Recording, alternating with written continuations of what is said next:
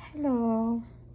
So, i-share ko lang. Lahi kita diri sa Amerika. Kay, finally, naka-decide na ako nga si baby, dili namon siya i-circumcise right after ipanganak.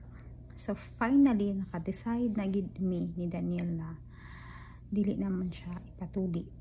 Sa sunod na lang sa Philippines. Anak ko sa akong ubi na dok. Maluoy man ko sa bata kay syempre in pain, di ko kaya nga makatanaw sa bata mga in pain. Tapos ang the explanation or mostly gid sa parents diri nga mga locals nagaingon nga it's better daw nga early pa newborn ipatuli daan or i-circumcise daan kay wala daw trauma sa bata ining dako kay makalimot na daw sila anak nga natuli sila anak ba.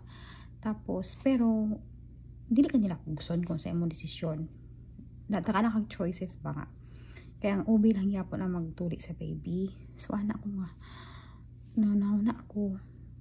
Carry lang man. Pero in the long run, nakapit ako mga anak, gaduha ko ba kung ipatuli o hindi. So nakadeside na ko nga, dili na lang.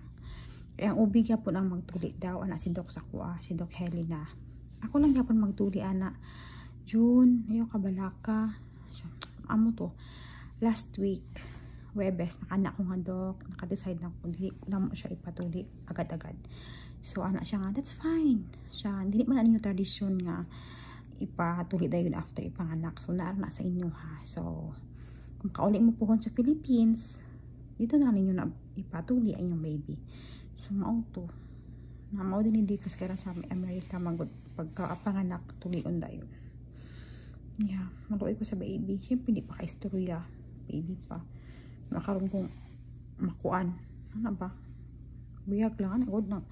Hindi tabalaan nyo na. Sige, hibi, kung gabi, kaya itong hapdos o ano. Hindi nila. Ano to?